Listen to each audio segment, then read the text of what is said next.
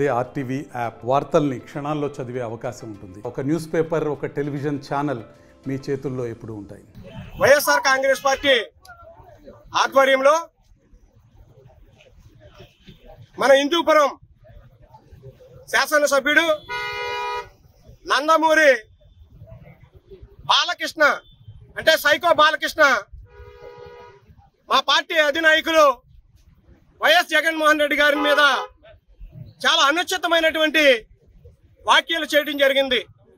దాని సందర్భంగా ఈరోజు పి గన్నవరం మండలం 3 రోడ్ల కోడిలిలో నిరసన చేయడం జరిగినది. మా నినాదం ఏంటంటే జగన్మోహన్ రెడ్డి గారు ఎంతో ప్రజాదరణ ఉన్నటువంటి నాయకుడు, 5 సంవత్సరాలు గొప్ప సంక్షేమము అభివృద్ధి చేసినటువంటి నాయకుడు.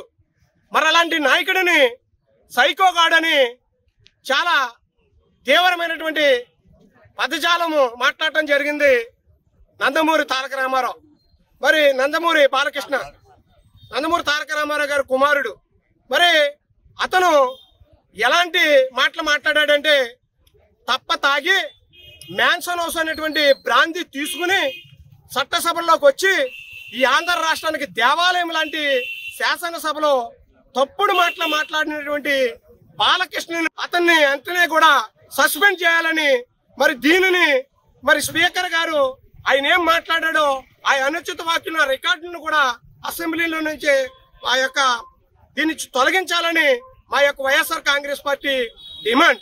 ఎందుచేతనంటే బాలకృష్ణ తప్ప తాగి అతను చట్టసభలో అడుగుపెట్టింది కాకోకుండా మరి ఆ సభలో అగౌరవంగా ఈ యొక్క రాష్ట్రంలో ఉన్నటువంటి ప్రజలందరినీ కూడా వ్యంగ్యంగా కళ్ళజోడు తలక పెట్టుకుని 2 చేతులు జేబులో పెట్టుకుని చాలా వ్యంగ్యంగా మాట్లాడటం జరిగింది అతని హావభావాలతో. మరి అతను ఎంత నిరంకుశంగా ఉన్నాడో ఆంధ్ర రాష్ట్రంలో ప్రజలందరూ కూడా చూశారు. మరి అందుకని అతనిని తక్షణమే శాసనసభ నుంచి రద్దు చేయాలి. అలాగనే బేషత్తుగా మా అధినాయకుడు జగన్మోహన్ రెడ్డి గారికి క్షమాపణ చెప్పాలి. క్షమాపణ చెప్పలేని రోజున మేము ఇలాగ నినాదం చేస్తాం. అతన్ని చట్టసభల నుంచి రద్దు అయ్యేదాకా కూడా ఉద్యమం చేసి తీవ్రమైనటువంటి ధర్నాలు కూడా చేసి మేము అతన్ని ఇంటికి పంపించేదాకా కూడా ఊరుకోమని తెలియజేసుకుంటూ మేము అతన్ని సైకో బాలకృష్ణని చెప్తున్నాం. ఎందుకు చెప్తున్నామంటే ఆడపిల్లను చూస్తే ముద్దెట్టుకోవాలి, లేదంటే కడుపు చేయాలని అన్నాడు.